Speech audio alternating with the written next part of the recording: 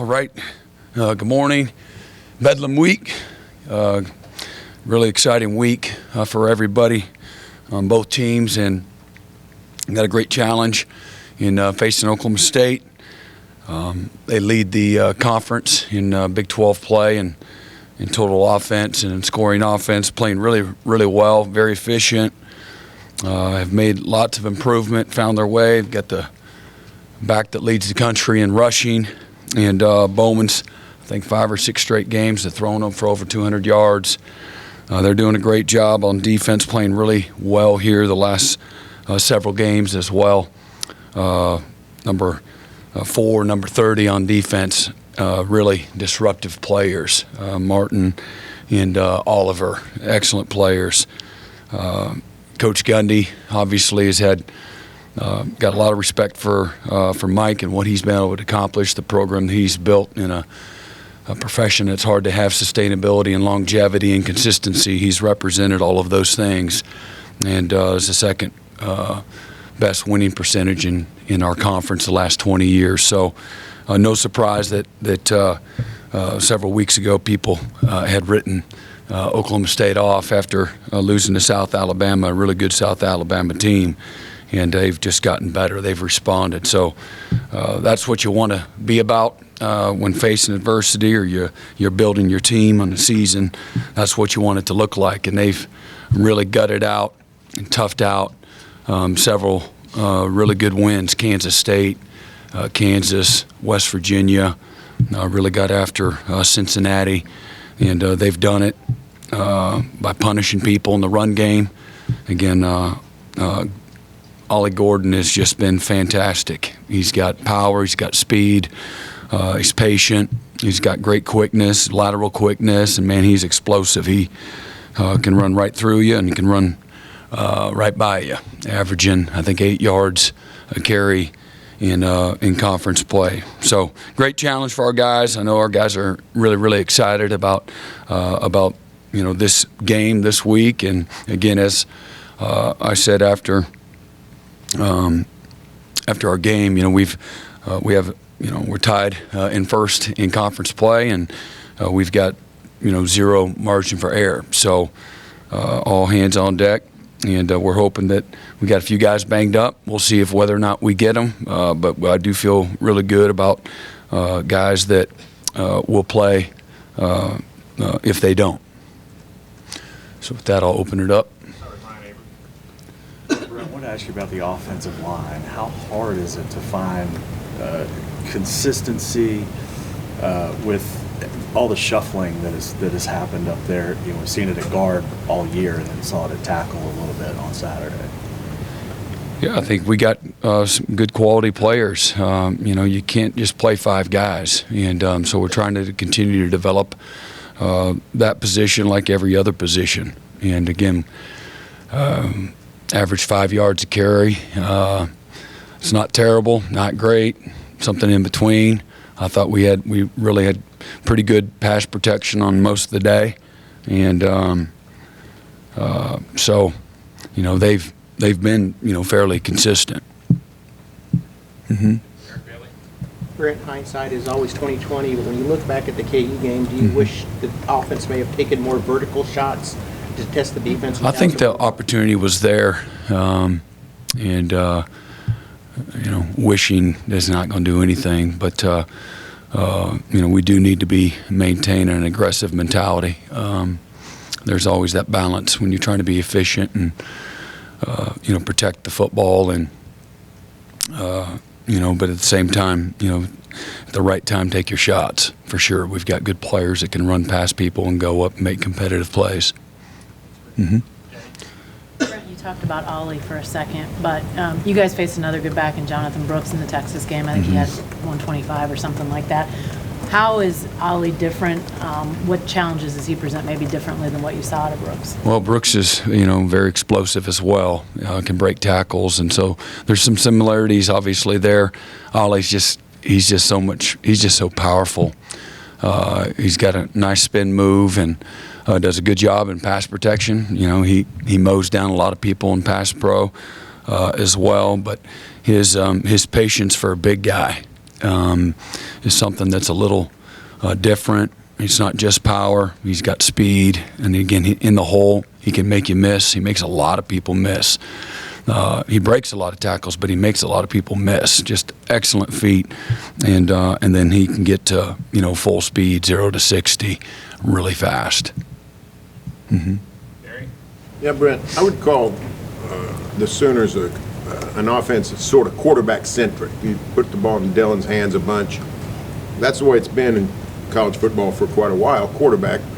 But we've swung the other way. It seems like in the Big 12 with 4 or 5 schools, including OSU, back to the old school, tailback-centric. Mm-hmm. Tech's that way, TCU, maybe Texas. What's causing some of this momentum shift back to old-fashioned tailback football? Well, I think, looking at efficiency, everybody, you get a good back, number one, and you want to ride them. And, there's nothing like, game control, like being able to run the football and bloody somebody's nose. And for the last several years, maybe that wasn't as sexy, but for whatever reason, I can't say what the shift is other than they got good player at that position. Let's utilize them the right way. And again, game control, efficiency, I think all those are indicators of winning a lot of games.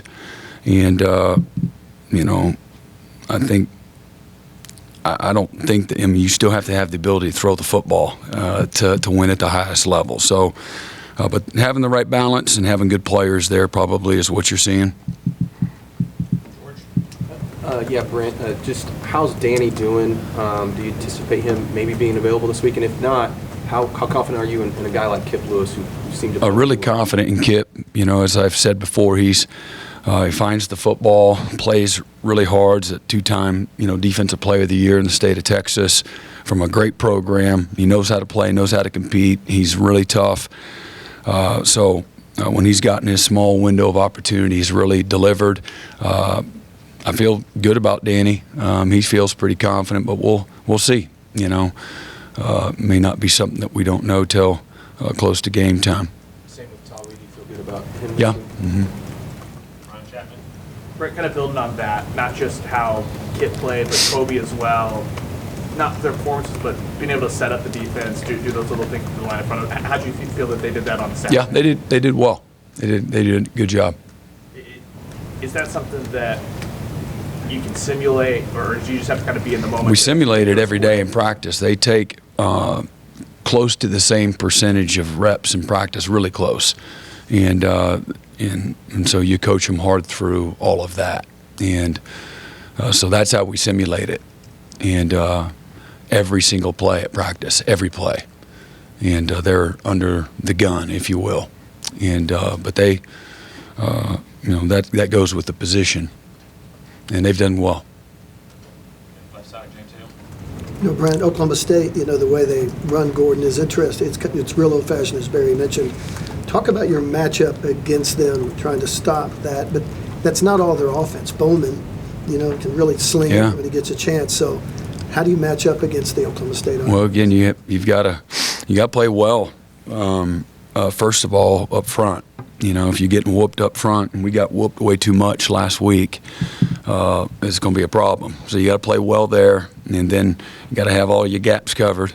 That's a prerequisite to try to get in, Ollie's way, and then we got to play good in the secondary. I mean, it's when teams are doing the RPO, which they do, and then again they've got good players, outside. They had a really good game attacking the perimeter last week, and really like Presley.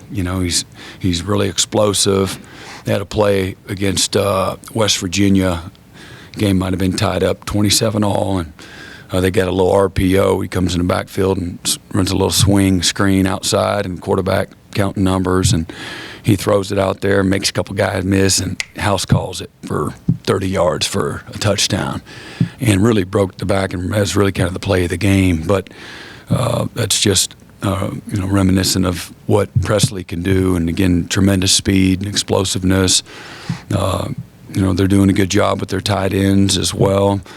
They've had some receivers coming in and out because of some injuries and whatnot, but I thought they've for all the guys they lost, they've done a really nice job at replacing them and putting those guys in position to make some good one-on-one plays. And they're getting a lot of one-on-one coverage because of, the necessity to try to stop, Gordon. And everybody's had the whole team down there and hadn't had a whole lot of luck.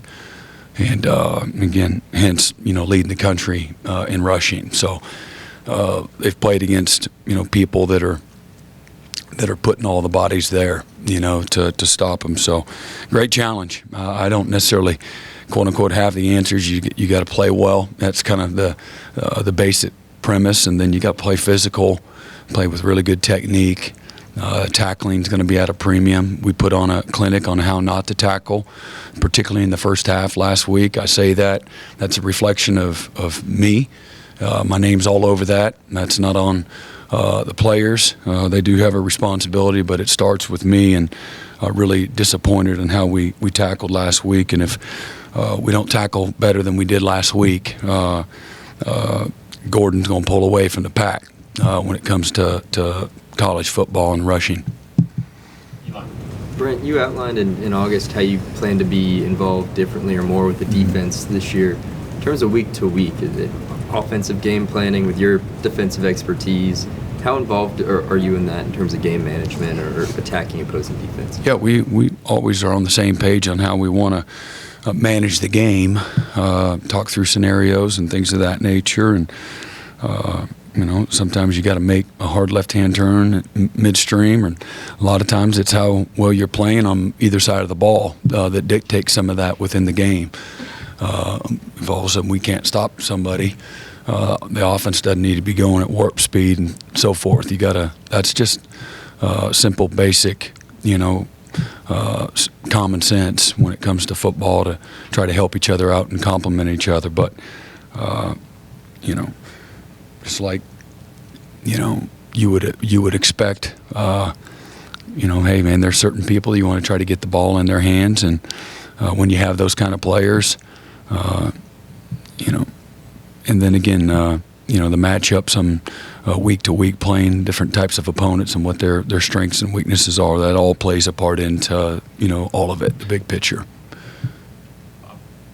Yeah, Brent, we've known for the last couple of years that this week was coming, but now that it's here, does it just feel weird? This is the last one? Not really. It's because it's the next game. It's Oklahoma State. It doesn't feel weird because you're not into the future. I don't know if that makes any sense, but it doesn't feel weird. It just feels like it's Oklahoma State, and it's a big game, and we need to find a way to win. And so you're more concerned about things that took place last week that you got to get better, and who's going to be available, and what kind of schemes you need to have to have a chance to win the game in all three phases. So we got too many other concerns, and to really think about the future, to be very honest with you. Hey Brent, wanted to ask you about Gentry Williams. I know you mentioned last night he practiced yesterday, but maybe how is he progressing, and how do you feel about the way that the depth behind him at cornerback has played? We're solid there, and again, as I said in fall camp, that's a young group. Doesn't have a lot of experience. Gentry's been in and out of the lineup, so that's not ideal. And the more you play, the better you should get, But when he's been in there, he's done a great job, and all of his best football still in front of him. Brent, you've mentioned discipline since week one. Most head coaches do right over the course of a season. Yeah. That's always got to be there. But I'm wondering, as it was such a central theme coming out of Kansas, you referenced it in post-game, with whether it was penalties or missed tackles, things like that. How much more critical, now that you're into November, the make or break time of year, how much more critical does it become to you, and how much more concerned are you that you're still having to bring that up? Yeah, again, well, I think first of all, it's not everybody, and it's not the whole game, and but we did get nosy in the first half, and with our defensive line in particular, and but we were much better in the second half, so we improved the discipline there, and again, Kendall Dolby, I don't think his 15-yarder is a lack of discipline, other than he didn't maintain his leverage and coverage, gave up the conversion, and I don't think he realized where he was as a guy. He's trying to wrestle the guy down. He's got his back, he's tackling the guy backwards, so he doesn't realize the guy had put a foot out, and he's just trying to get the guy to the ground. So I don't think that was a lack of discipline on his part, but it's always, I don't think you're ever going to have a week where you don't desire more discipline. I don't want to downplay it. I'm the one that brought it up, and it really was in particular, the discipline in the first half, and particularly defensively. Do things right, and or the discipline again, offensively, to do the things that we're coached to do, systematically, and don't try to make a play. I think one of the reasons we've been really efficient through the first part of the season going into last week was because we did have discipline to do the little things right from a scheme standpoint, and not try to make plays, make the layups, don't force things. And you play the quote-unquote long ball when it comes to winning games, and so don't try to win it the first drive of the game. Again, take what's there and come get coached up and those types of things. So I think that's a coach's job, to always have great awareness there, always correcting, always coaching, always teaching. I don't think that it's ever going to be perfect, but we certainly, again, some of the things that, again, I go back to defense, guys trying to make plays. And so sometimes you take away the autonomy to do some of those things with your schemes too. Some schemes you give a little bit more latitude, which allows them to be really aggressive. And then sometimes when they're not doing the things that you need to do there the right way at the right time, you take away that latitude to do that. And so we did some of that last week to improve the discipline. So that's kind of probably vague a little bit. My guys aren't listening to me right now, but if they heard me talk right now, they'd know exactly what I'm talking about. Right side, third row, Cliff. Yeah, Coach, when you have the nation's leading rusher, that means somebody's blocking. Mm-hmm. Coach Gundy early on was disappointed in how his line was blocking, but they clearly got better, and he's been very complimentary of them recently. Yeah. What do they present as an offensive line, as a blocking scheme? Good cohesion, good chemistry, very confident, good fundamentals. They're playing aggressive, but they're playing as a unit. They're not again, I think the runs that they've been majoring in have helped them. The tight ends are a part of that as well. They're tough, physical. They like to play. They like to get after you, and that's a unit that's having a lot of fun, is what I see. Brent, so much emotion went into the Texas game, came out of the Texas game. We saw the videos and all that stuff, the big celebrations. But then you guys had an open date, and then you had the UCF game out here, obviously, and then Kansas. I know you like to say that one win or one loss doesn't define you, but what do you think has happened since that pinnacle point, that high point, to kind of whatever the decline is? I take every week. Yeah, I take every week as its own. I don't. You don't think they're connected at all? I don't know. Maybe it is, maybe it isn't. I don't look at it like that. I just look at what we need to do better, what we did well, what we need to do well this week. That's how I look at it. And when we win, we celebrate. Maybe they don't get as many clicks or likes or whatever as it does when you play Texas, but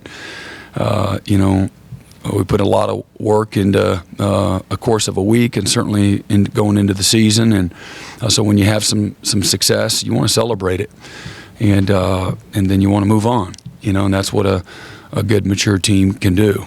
Again, I really believe, you're a couple of conversions away one player away from stopping a sprint draw, and you get a 3 or 4 score win against UCF. It didn't happen, but that's my perspective. It's not, oh, well, we took them for granted. Well, what happened the first 4 drives on defense with one of the best offenses in college football? Was there not a Texas hangover those first 4 drives? I'm just asking. And that's how I look at it. And then, all right, what happened? Well, it was one guy. All right, then they go down and we get them on the goal line, and we knock their ass back for 3 straight plays. Weren't we still celebrating Texas win those first 3 plays? And then we stop on the last one, but what happened? We had a personal foul, a guy celebrating a little excessively. So I don't know. I don't make it like that. I don't look at it that way. At least not with this team. That's not what I see. And I see each game presents its own issues and problems, and you try to correct them and learn from it and move on to the next one. Maybe I'm completely wrong. I might be, but that's how I've always approached. Like the old people say, well, you can't beat a same team, twice in a season. That's baloney. That's not. What is that? Now, maybe outside a locker room, that's the belief, but that's not how people inside of a locker room thinks. We don't think like that. And so I'm just not going to go with. If I believe it's true, I'll say it. But you ask me, I don't agree with that. Again, just because of the examples I gave you. But when you lack attention to detail at times. When you lack the discipline that it takes at times, this game will punish you if the other team has a pulse, And again, I got great respect for Kansas and what they've done. I think their body of work has been really good, and we jacked around and didn't do the things that you got to do to win a game, and still had. Opportunities to win the game all the way to the last play, and we didn't. You learned a tough lesson, but I don't look at it having anything to do with Texas. I know that's a popular thing, I'm sure, because of all the attention that that game had, but we've moved on from that game. Mm-hmm. Coach, talk a little bit about the importance of getting off to a fast start Saturday and taking that crowd out of the game. They got a great crowd. They got a great environment. I've been over there several times, and that'd be great, to both sides of the ball to start off really well. Doesn't mean you can't win if you don't get off to a great start. Just make it a little harder. But execution wins, precision and timing, physicality. Those are the things that win. Maybe offensively you got to, do things differently when you go on a road at a place like that. You have from an operation standpoint. Defensively, it gets a little quieter when the defense is out there from a communication standpoint. But our guys got to show some maturity. Stay locked in. They're going to be on top of you, and that's that environment, and again, that is a challenge, and so hopefully we'll start off really well, but it's still a 60-minute ball game, and so regardless of what happens, you got to play for 4 quarters. Mm-hmm. Yeah, Brent. All your captains this week are kids from Oklahoma. What played into that decision? How was that made? And what does it mean for them this week? What played into it is guys that are respected that are from the state of Oklahoma. And having grown up in the state of Oklahoma, they have a different type of value maybe for Bedlam. And so it's a big deal and represent their state. And that's nothing more, nothing less. Yeah, Jeff, you may know it, you may not. He's had a rough 2 or 3 days with the fan base. You have to counsel him and say, hey, this is, if you didn't know, this is what it's like, and you just have to live with it. I had that conversation with our team and our staff several times since I've been here, prior to playing our first game, however long ago that was. That's Oklahoma. That's a place like Oklahoma. So that comes with it. And just stay inside out. You're the one in the arena, you being all of us. And again, you have an appreciation for the support, but there's craziness to all of it. And I love the passion and the energy. And when things don't go well, hey man, they have a right to be pissed, and but you have a right whether or not you listen to it and let it affect you or not too. And so I've told the players and the coaches and the same stuff, man. Just don't live in that world. It ain't ever going to be good. And if you're just taking a peek, certainly after you can win and take a peek, and it ain't good. And so I don't know, man. I just don't get your value through that, through the applause, through have a respect for it, an appreciation for it, have an understanding for it. But again, don't value the opinion of people that you never seek advice from. I believe in that, and I understand that also. That goes with when you're at a place like Oklahoma on this stage, there's scrutiny that comes with it, with that title, with that job, and even the players. I hate it. The players there. Their body of work is always under a microscope, but that's the way it is in all sports, every level. And so I don't have to counsel him. He's a grown man, but we're all close, and I'm constantly trying to nurture mindset too. Because I'm fully aware of everything, both the good and the bad. And when you're doing really well, successfully, I try to keep everybody focused on the right things. That's my job, as a leader, too. Let's focus on the controllables always, and focus on our players and our locker room, and again, what we got to do to get better. A few more second row, Mason Young. Brent, what's perhaps maybe your favorite Bedlam memory? Just one that you coached in here at Oklahoma that really means something to you. Probably, I don't know. Man, we had a great goal line stand. Was that Les Miles' year? Right down here. Curtis Lofton. That was a really good goal line stand. They were really good that year.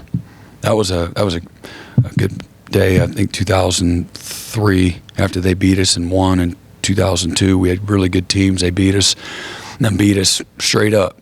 We were all mad after the first year, like it was a fluke, but they really beat us just straight up, just whooped us, and did the same thing in 2002, and then 2003 played pretty good.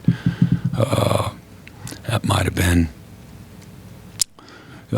Anyway, doesn't do me any good to reminisce. We focus on this week's game. Enough problems, but. Hey, Brent, just wanted to ask about Javante Barnes, who had missed a few weeks and then got in the game on Saturday. Maybe just how had he progressed? Where was he at going into the game, and where do you see from where he's at now? Yeah, well, obviously we had some depth issues, and we got him ready to play and prepared to play. And he did some really good things while he was in there. Did a good job in pass pro. Had a couple of nice runs in the game, and again, it's week to week. We're trying to continue to develop that group, and some of it has been hamstrung through injuries, but he feels good right now. Last two will be James and then George. It was a weird game throwing the ball. You only threw the ball 19 times. Normally you throw it a lot. I would assume you don't go to a game worried about Dylan and guys throwing the ball, but I'm sure you'd like them to get back on track and be their normal selves this game, right? So. Again, I think having a balance to what you do is important, and you attack people. Explosives are a real thing. Obviously, having some success throwing the ball can open up opportunities to run the ball as well. And so we got to do a good job every week to have the kind of balance that you want. And always having an aggressive mindset. You have to be able to throw the ball, to win at the highest level. No doubt about it. George.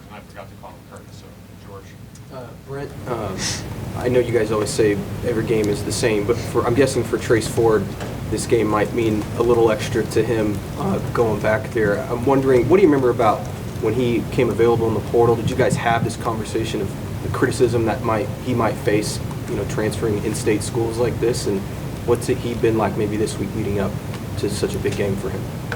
I don't know. I haven't talked to Trace this week about any of that. But and again, I think these guys that get in the transfer portal, they're going to be celebrated and critiqued, whether it's in-state, rival, or not.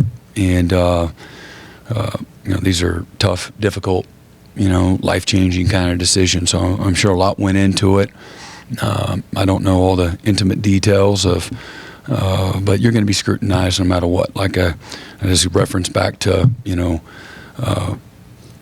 coaches and the fan base. I would say the same thing. There you got to do what's best for you, and hopefully people that love you will always support you. Don't necessarily have to always agree with your decisions, but always got your back.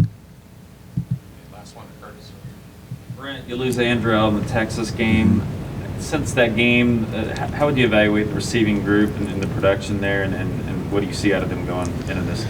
Yeah, well, I think Nick, obviously Nick picked up, the bulk of that work, and he's done a nice job. Obviously, didn't have many targets this last week, but he's done a really good job. And overall, as a group, again, we've run the ball, a concerted effort to run the ball the last couple of weeks, and but it's a good group. It's a reliable group when we given them the opportunity to beat guys, to make plays. As a group, the group has played well on the season, and we're going to need for us to have a chance to win these last several games. We're going to have a good balance in what we're doing, and they're going to have to make plays, competitive plays.